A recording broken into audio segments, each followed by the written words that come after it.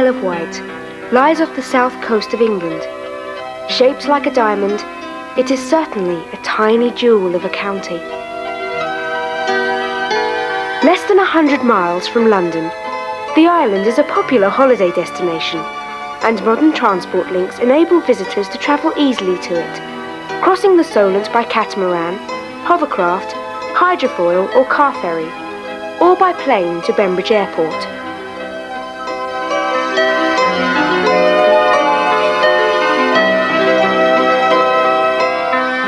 Although the island is separated from Hampshire by the Solent, it is not in the least remote, but the 4-mile stretch of water has allowed the island's natural scenic beauty and its historic charm to be preserved, like a pretty miniature under a domed Victorian glass. In these waters, it is easy to imagine seeing the great galleons of the past setting out on a fair wind. In the 1800s, an open-deck wooden paddle steamer would have brought you across to Ryde, the gateway to the island. But now, take a ticket to Ryde and it's only a few minutes from Portsmouth by Whitelink catamaran. During the summer months, the island's population increases dramatically with visitors. But all year round, the climate here is mild, and the resorts hold some of the highest sunshine records in the British Isles. Ryde Pier stretches out over the sands for half a mile. It was completed in 1824 and is one of the oldest in Britain, and the second longest. Network South East trains, ex-rolling stock from London's Underground, travel down the pier to meet every sailing. The rail service runs through Ryde to the old town of Brading, and on to the seaside resorts of Sandown and Shanklin, and in summer connects with the island's steam railway at Smallbrook.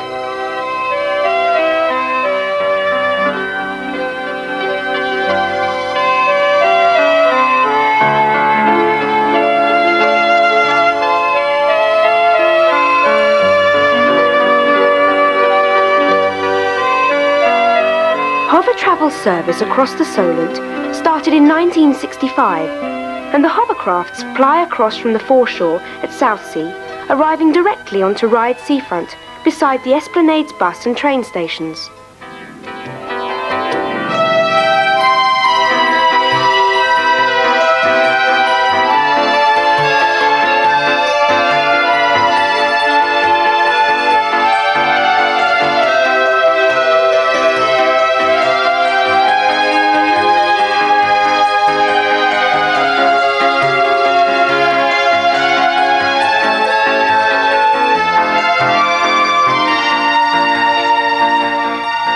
Alongside the Ryde Hover Terminal, land has been reclaimed from the sea to build the Ryde Arena, and at the same time creating a small harbour and plenty of convenient car parking.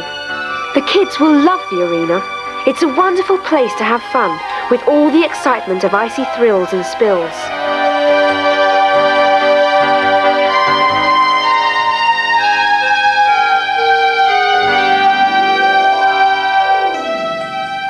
If going round on skates makes you dizzy, cross the road to the amusement arcade, or have a meal at the Castle Hotel, one of the many excellent hotel restaurants on the island. Southern Vectis buses criss-cross the island, which is only 23 miles east to west and 13 miles north to south, a total area of just 155 square miles.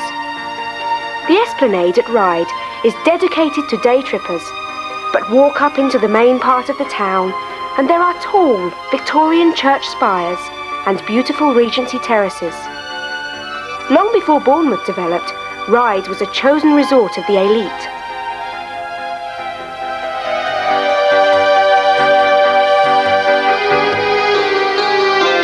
The young Princess Victoria stayed here at the Royal Squadron Hotel in Union Street with her mother, and as Queen she returned here again years later with Prince Albert while Osborne was being made ready. Nearby, with its impressive royal coat of arms, is the grand old shopping arcade named after her.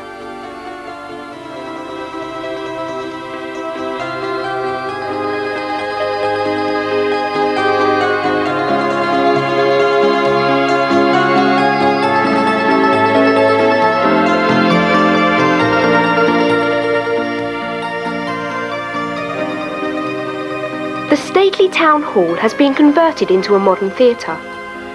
And in St Thomas's churchyard is a memorial stone to the convicts and pioneers who set sail from the Mother Bank in the Solent aboard the ships of the First Fleet for the new colonies in Australia.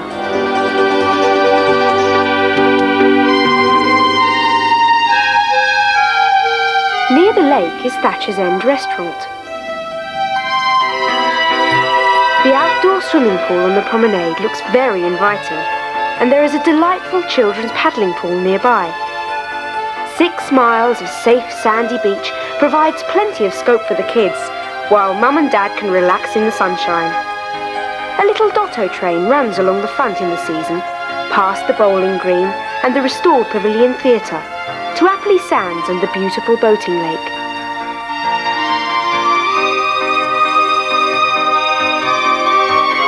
Just a bus ride away in any direction, there are pretty little villages to discover down every country lane.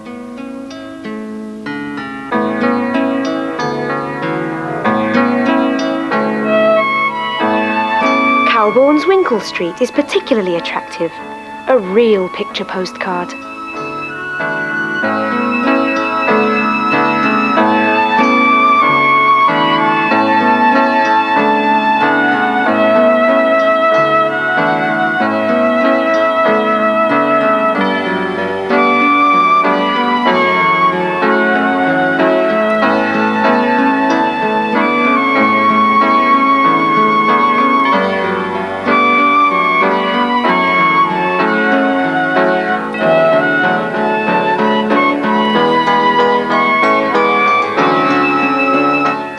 Having a cup of tea at the post office? In peaceful little Newchurch you can. If you prefer stronger refreshment, cross the road to the Pointer Inn. The village is named after its church, which once served the whole parish of Ryde and Ventnor. In the chantry, masses were said for the soul of Hugh de Morville, one of the 4 knights who murdered Thomas à Becket in Canterbury.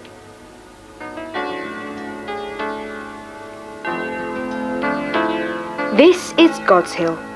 While you're here, visit all the interesting exhibitions. The old Smithy's Garden, the Natural History Museum, the Nostalgia Toy Museum. And take home a taste of the countryside from the cider barn. Have a tasty ploughman's lunch and walk through the herb garden or browse in the many gift shops.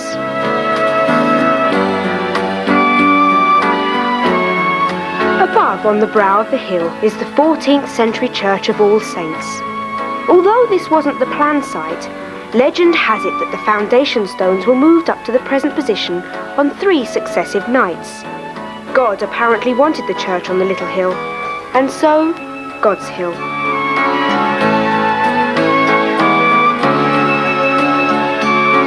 Stop for a delicious cream tea at one of the excellent tea rooms. Taste the strawberries, which are grown locally in the Arraton Valley.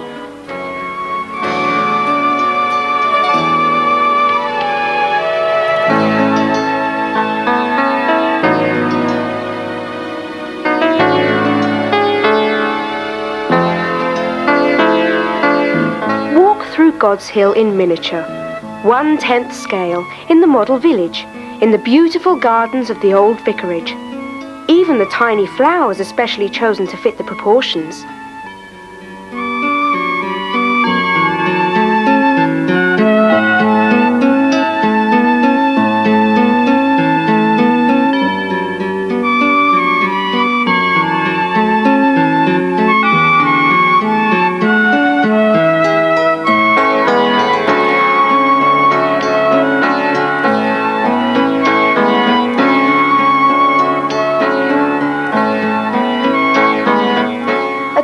Lane beside the Batswing Cottage tea rooms on God's Hill is the church, surrounded by the thatched cottages.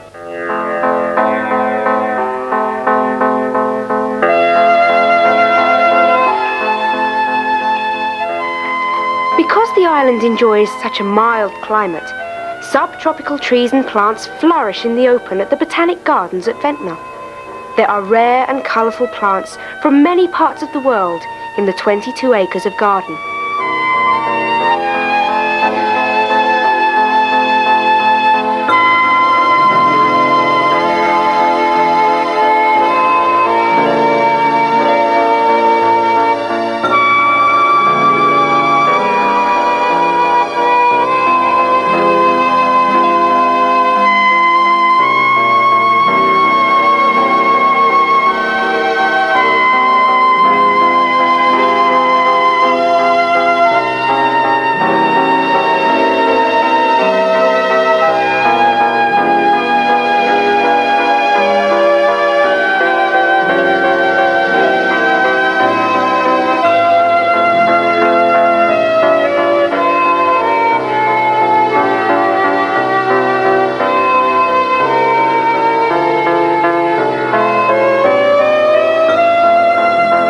temperate house contains a wide variety of exotic plants. Whether your own garden is large or small, and you know a great deal or very little about flowers, the Botanic Gardens will delight you. Even the experts come here.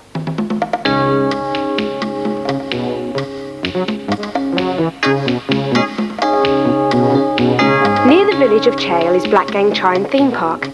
Great sailing ships were often wrecked and many lives were lost in the dangerous seas below the crumbling cliffs. And these treacherous days of smuggling provide an exciting theme. Nowadays, losing your way in the maze is the worst that can happen to you. But watch out for that dinosaur! Children revel in the fantasy world that has been created here.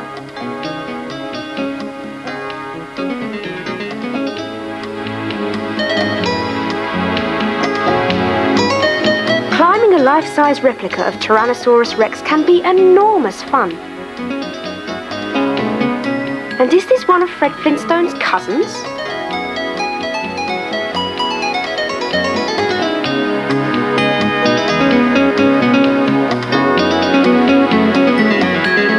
It's a great day out for all the family.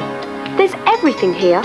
The Wild West, cowboys and Indians, the smuggler's haunts, a crooked house, the animal kingdom, a modern simulated spaceflight, and much, much more.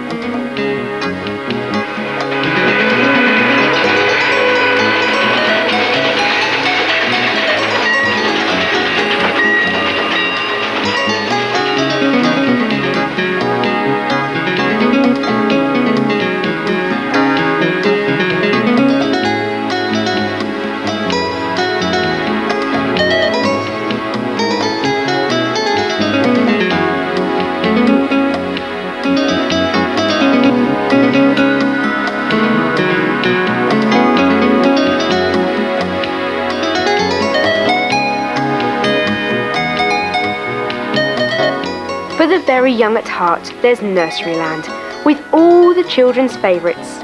And elves to peep at, a fairy castle and a gnome's garden. On summer evenings, the whole theme park is floodlit.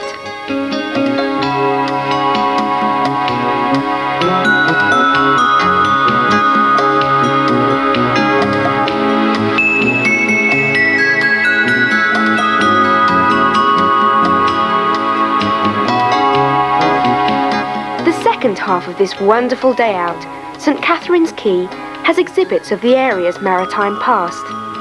And Blackgang Sawmill, featuring timber, is set around a Victorian water-powered mill.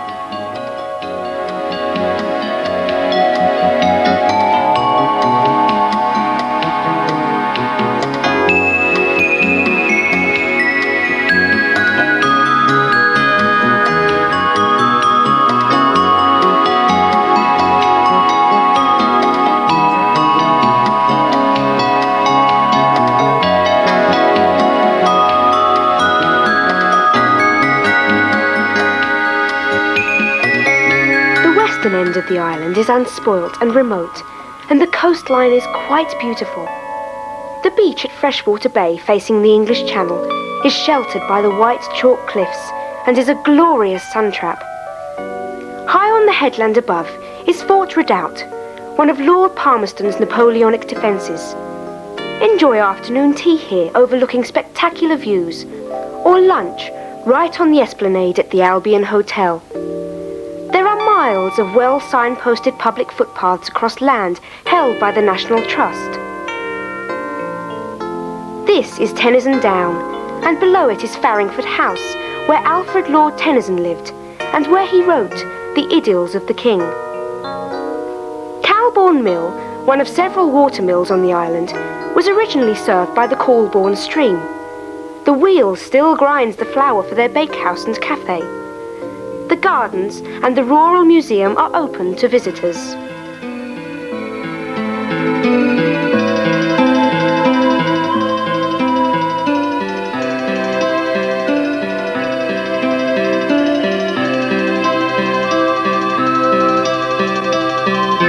Hot summer days should be spent by the seaside. This is the beach at Shanklin, looking west towards Dunno's Point. The golden sands are perfect for bathing and water sports.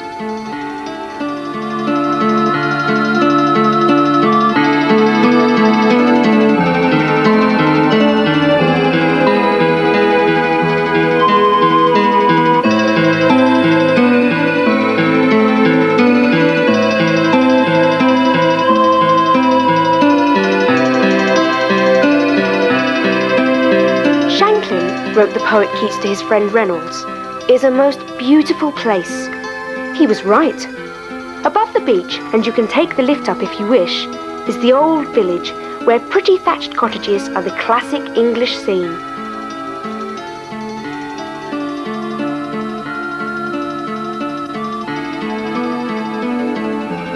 The entrance to the Chine is here, and sloping wood and meadow ground reach down to a gap between the cliffs and the waterfall. And then, as it widens, wrote Keats, primroses spread to the very verge of the sea. Newport is the island's capital. While the major stores are represented here, there are also attractive shopping lanes. The clock tower commemorating Queen Victoria's Jubilee was a late addition to the Guildhall, which was designed by Nash. At the lower end of the town is the River Medina and the Arts Centre. The old river warehouses have been delightfully converted, and the floating restaurant, the Pirate Ship, is moored here, reminders of Newport's original significance as a port.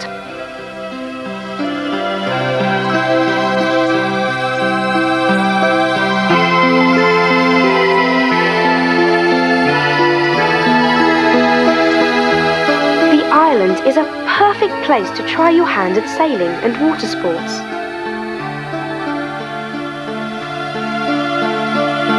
Now here's a lovely way to take a break, exploring the quiet country lanes at a gentle pace.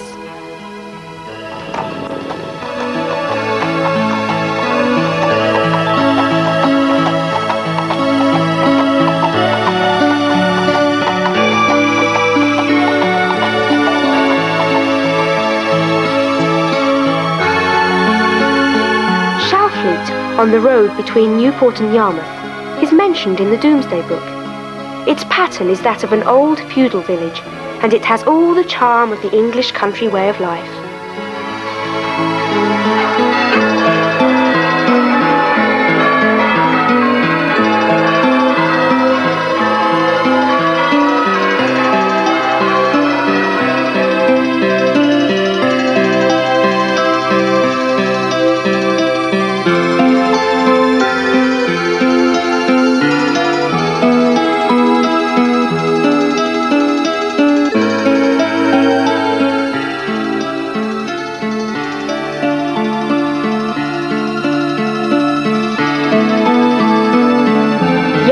Stylish quay seems almost continental, and the town was once the most important on the island.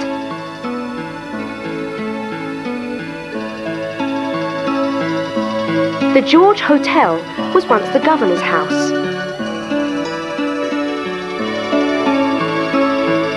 The castle was built against invasion by the French in the reign of Henry VIII, and the original gateway has his royal coat of arms above it.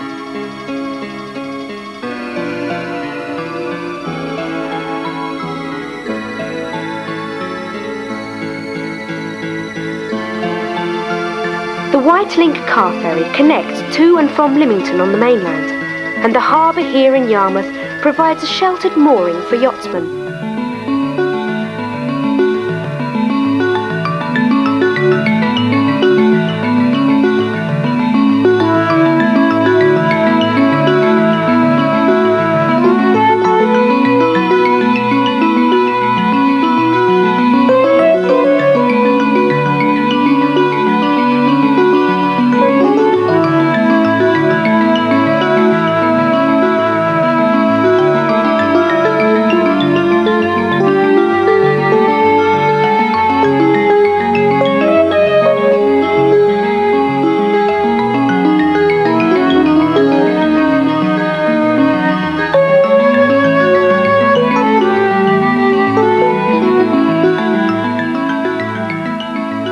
On past Colwell and Totland, at the western tip of the Isle of Wight, lies one of the most famous sights on the British coastline, the Needles, 3 jagged rocks rising out of the sea, and marking the end of the ridge of chalk that stretches back across the island. Take the chairlift down onto the beach for a closer look at the 20 distinct shades of coloured sands in the cliffs of Allen Bay. It was here, too, that Marconi first made wireless contact with boats out in the bay, and established the first wireless station in the world in 1897. The pleasure park includes crafts, restaurants, a fun park, crazy golf, fast food kiosks and picnic areas, and an opportunity to fill an ornamental glass shape with the sand colours of your choice, and gift shops for that special souvenir of your visit to this famous landmark on this most beautiful part of the island's heritage coastline.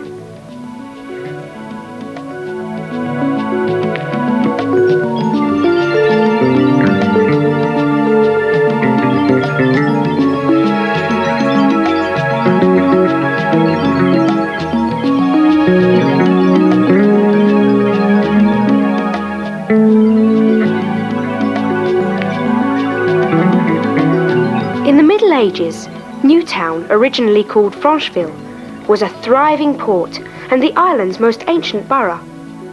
The river was much deeper and could accommodate great sailing ships. It was famous for its oyster beds and salt works. But when the French raided the port and burned it in 1377, the town fell into dramatic decline, leaving only the little Georgian town hall standing by itself in the fields.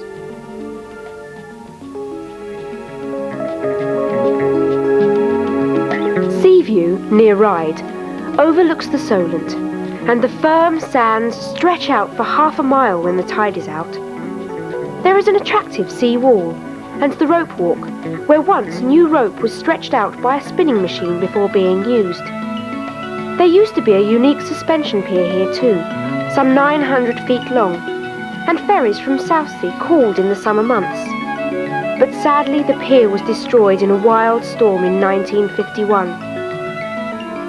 The two natural bays, Seagrove and Priory, offer a perfect setting for a relaxing seaside holiday.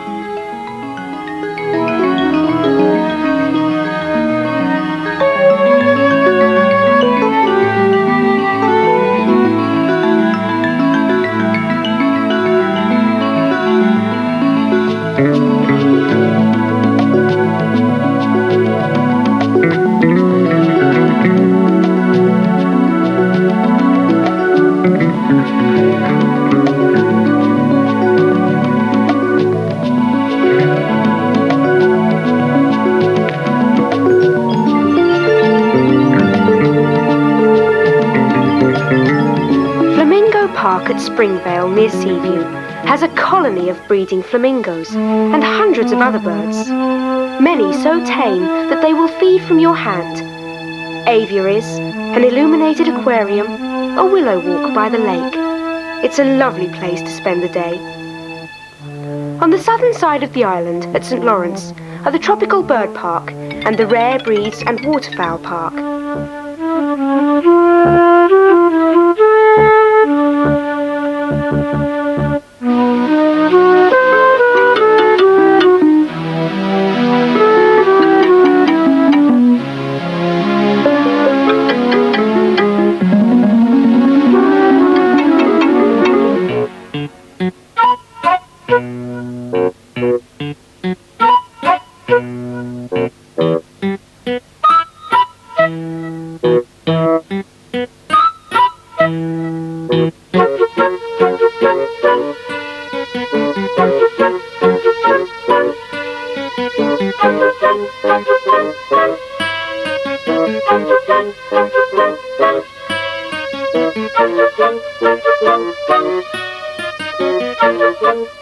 Hey, wake up, you!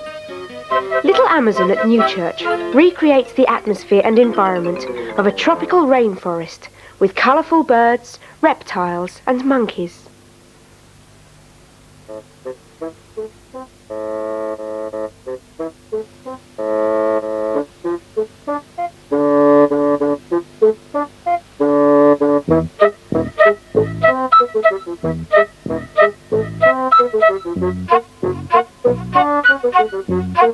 White Cliff Bay curls in towards Bembridge with its wide circular haven of braiding harbour. The Maritime Museum in the centre of Bembridge village displays our nautical heritage, from the early days of sail right up to the present day.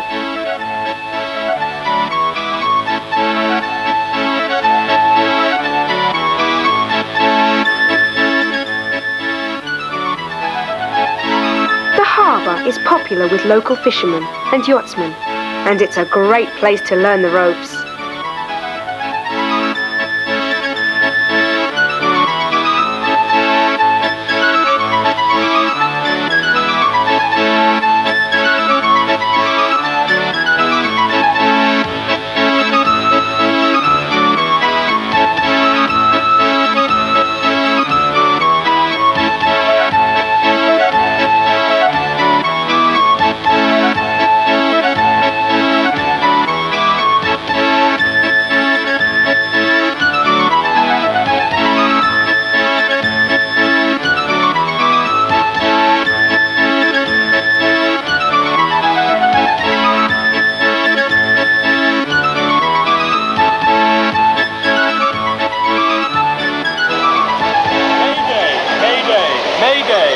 This is yacht sea spray, sea spray, sea spray. Mayday, yacht sea spray. Call sign Mike Alpha Bravo Charlie. In position. Mayday, channel 16. The lifeboat station must always be on the alert for danger. Bembridge is an attractive village. Nearby, the 18th century windmill is the last one remaining on the island.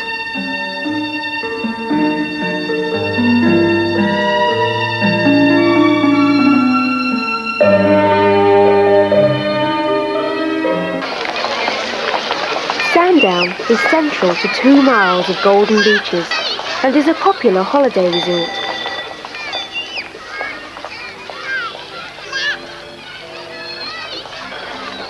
At the end of Sandown Pier, these young fishermen are hoping for a record catch. But of course, Dad's out to do better. Fishing's a serious business, even if it does mean having to relax in the sun all day. From Culver Cliff and the Yaverland to Dunno's Point, it's golden sand all the way. Like its twin resort of Shanklin, Sandown offers many different types of hospitality. Large seafront hotels, small friendly guest houses, and self-catering holidays of every kind. And the beach is the focal point with excellent bathing and water sports. The island has always attracted artists and writers, some like Tennyson and Dickens, to enjoy the tranquility. Lewis Carroll, the creator of Alice in Wonderland, preferred to watch children at play on this beach, and he wrote his nonsense verses, The Hunting of the Snark, while he spent the summer of 1875 at Sandown. For the evening, there's the Pavilion Theatre, with a variety of top-class entertainment, and plenty of restaurants and cafes in the high street and on the seafront.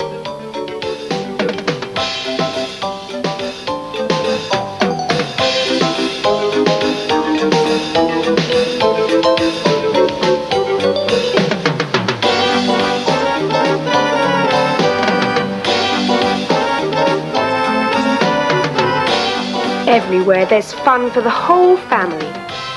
Visit Sandown Zoo.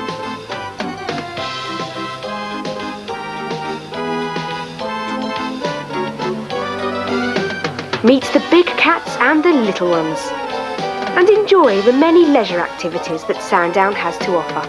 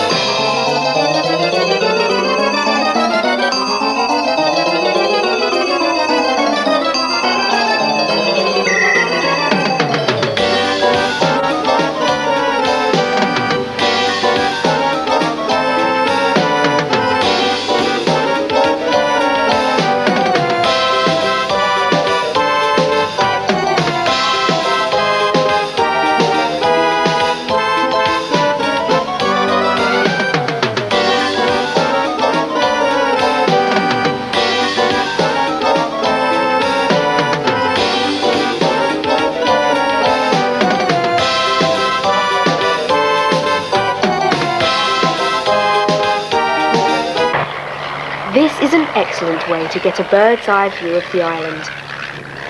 Pleasure flights take off from Sandown and Bembridge airports, and of course there are connecting flights to the mainland from Bembridge too.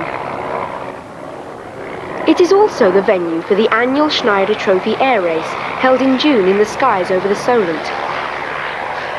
Here, Prince Andrew gives one of the competitors a right royal send-off.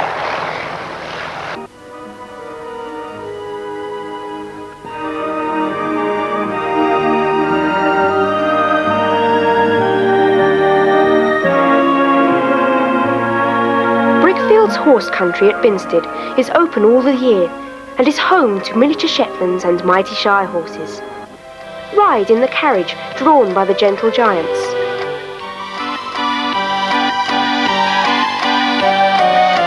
And visit the stables, including the mini world where miniature horses and rare breeds live in a specially built Lilliput setting. As well as a first-class cafeteria and bar, there is an excellent shop with everything for horse and rider. And there is a heritage museum, a display of carriages, vintage tractors, and a blacksmith's forge.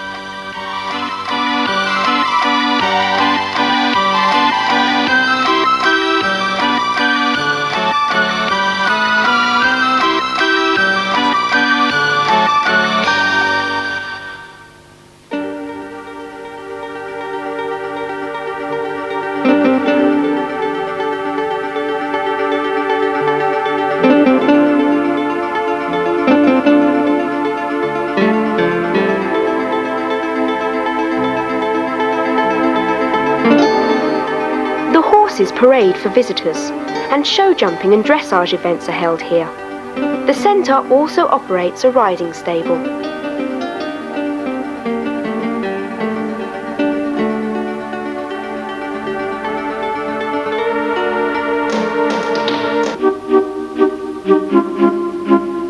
Experience the thrill of steam trains for yourself at the Isle of Wight Steam Railway at Haven Street. The station has a museum and a souvenir shop, and a refreshment room for that cup of tea and brief encounter.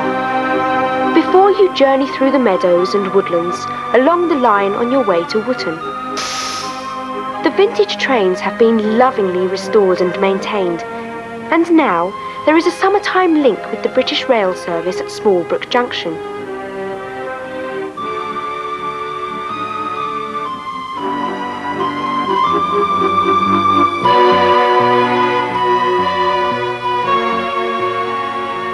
In August, there's a weekend steam extravaganza.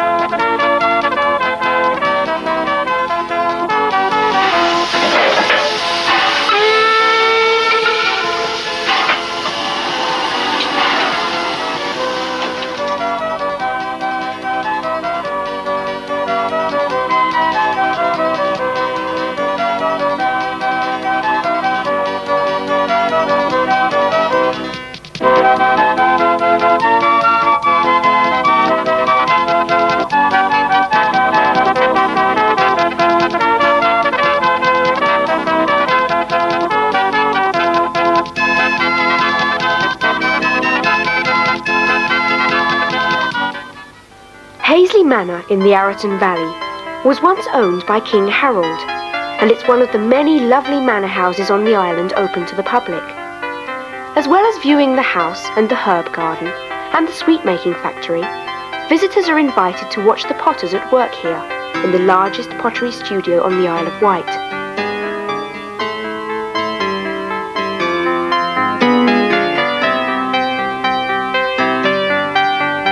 Arraton Manor once belonged to Alfred the Great, and later Henry VIII and Charles I. Some parts of it date back to the 14th century, though most of it is Jacobean.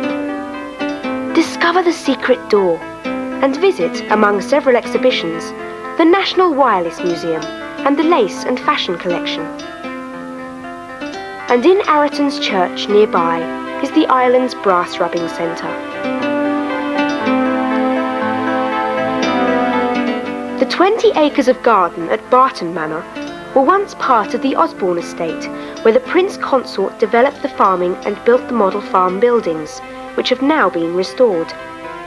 Nowadays, in the beautiful gardens, there is a vineyard, producing award-winning English wines.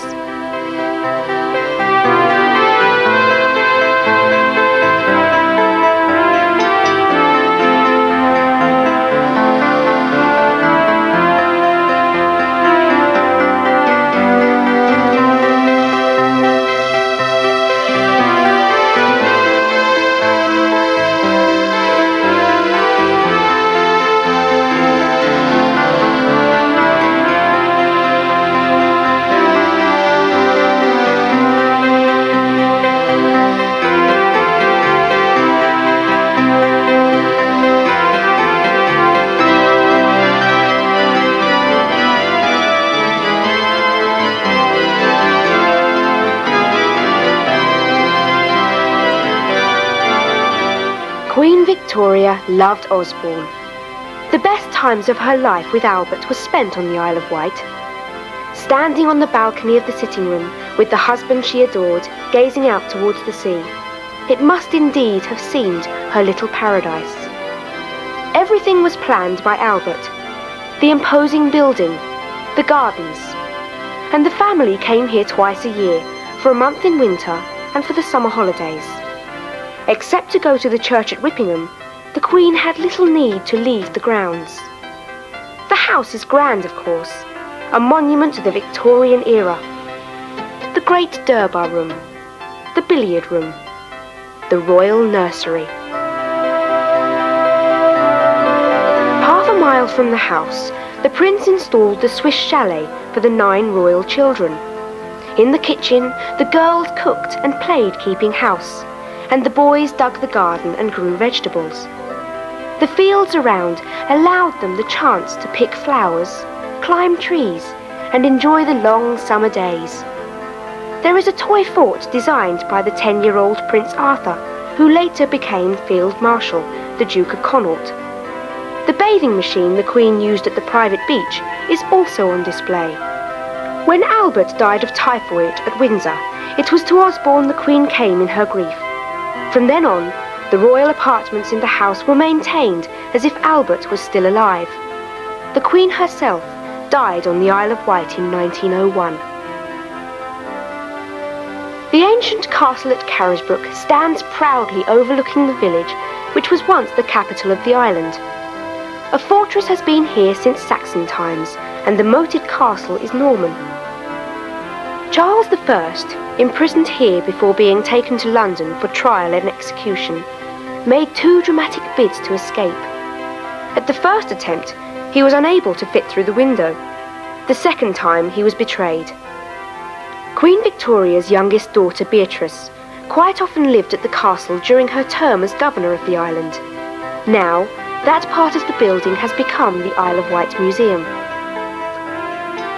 The bowling green, made for the imprisoned king, is a wonderful period setting for pageants and performing arts.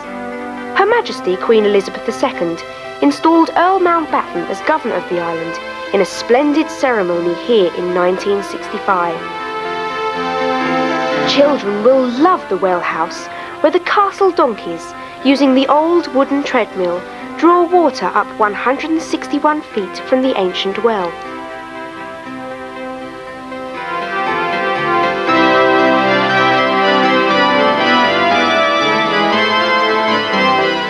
If you climb the 71 steps to the castle keep, it is still possible to walk round the battlements, where once the ill-fated King Charles took his morning exercise.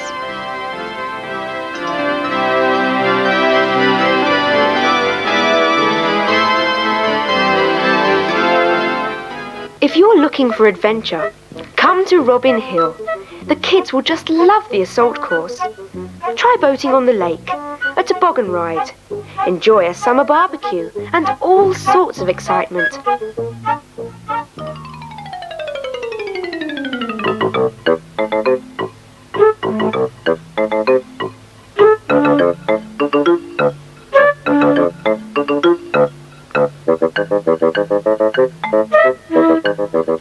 see the huge variety of creatures here. Just look at him. And him.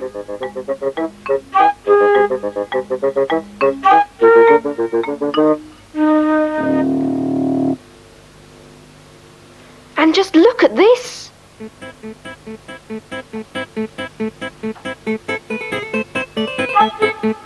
Monkeys will get up to all sorts of tricks. Quite delicious.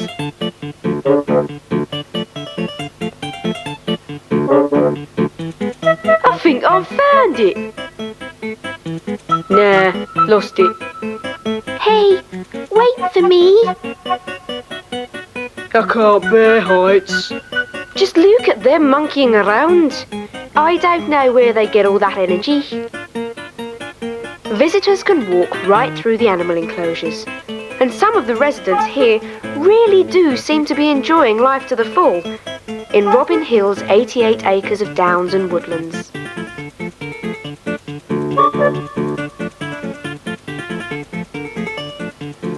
Garlic seems an odd reason for a festival, but for the island it's a wonderful excuse for a summer celebration.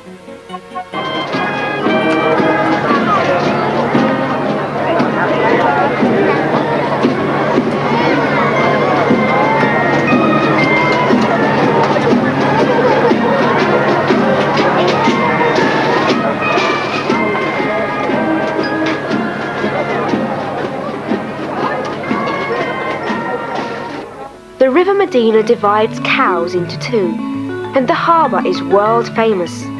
There are good ferry connections with Southampton and Portsmouth, and the town is proud of its reputation as the world's yacht racing mecca.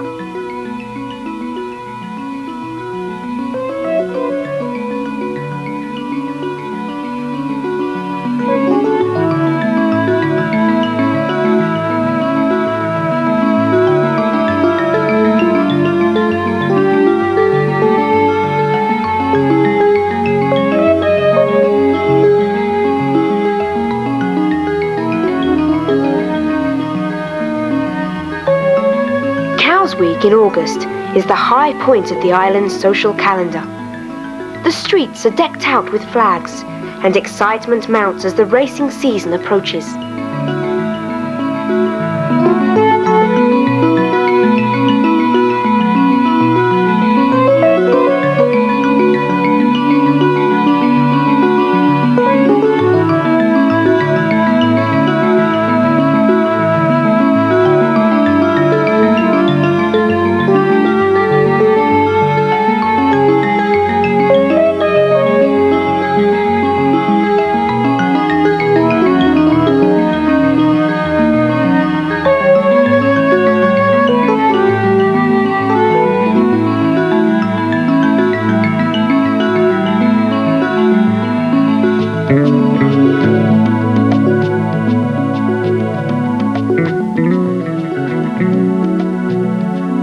Yachting enthusiasts, including members of the royal family, come to watch the start of the races and the colourful sails in the Solent. The Cowes Classic Powerboat Race too attracts over 1,000 powerboat entries.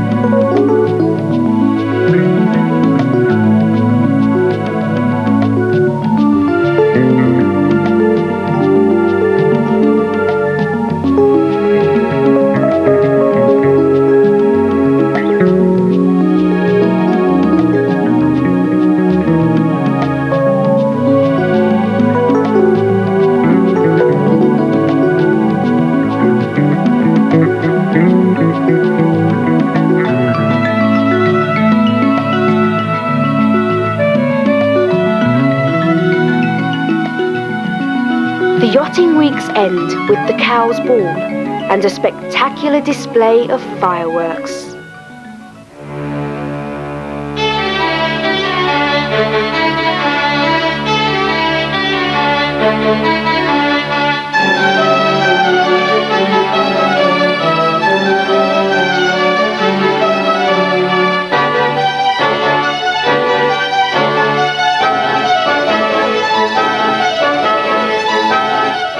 At the workshops of Isle of Wight glass, watch craftsmen creating unique glassware using gold and silver leaf. Although you can buy them direct from the workshop, these beautiful pieces are also exported worldwide.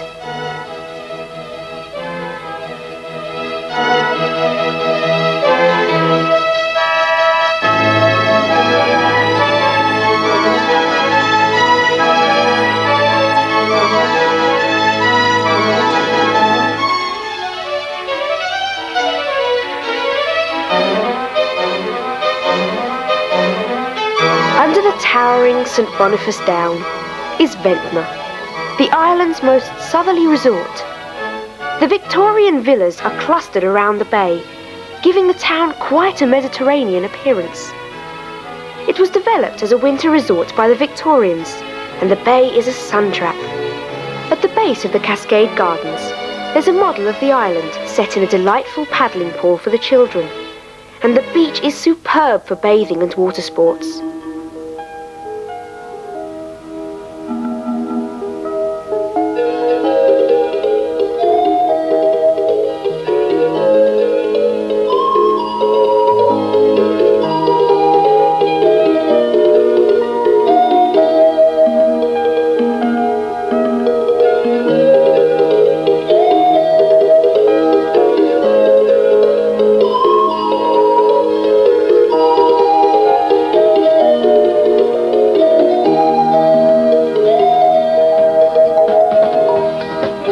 While you're in Ventnor, visit the Enchanted Cavern, a magical display for the children.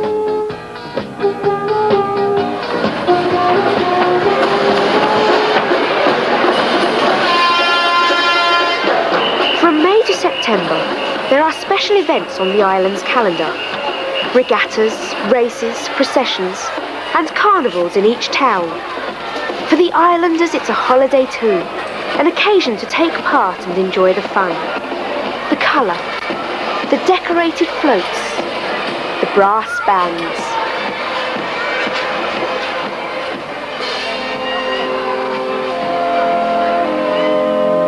The landscaped indoor garden of Butterfly World is a photographer's paradise. Hundreds of exotic butterflies and several varieties of tiny birds in subtropical floral surroundings make a visit here a delightful experience.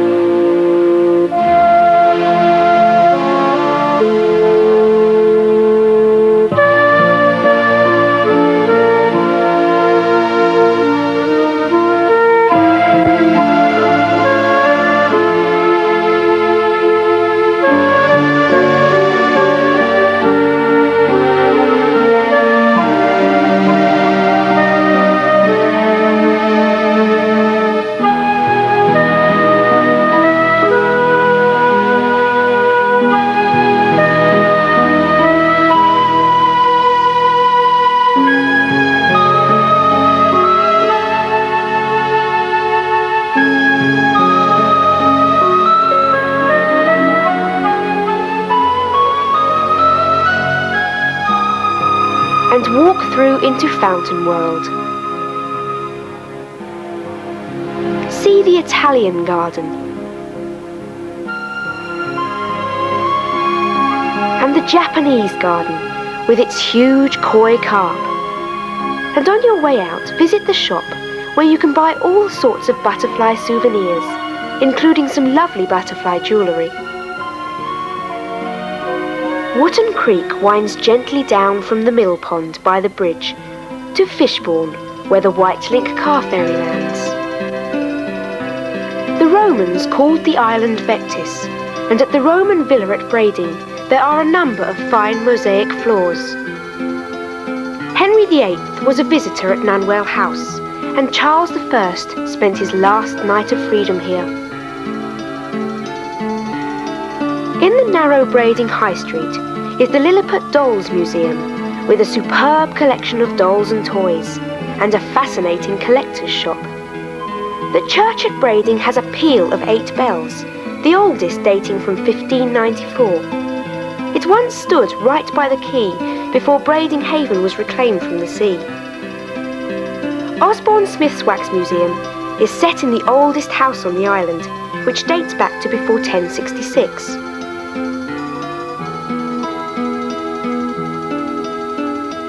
Nearby is Morton Manor, where a thatched cottage tea room complements the Elizabethan sunken garden, terraces, ponds and parkland, and the vineyard here produces excellent wines.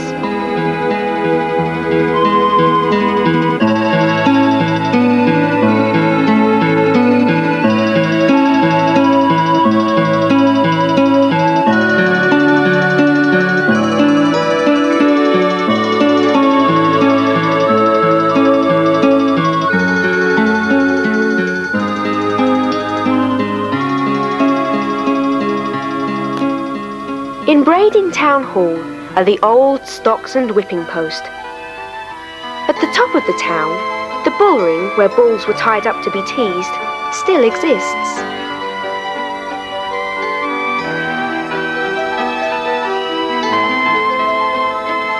Now we cross over the beautiful Brading Downs and return to Ryde, where we started our journey.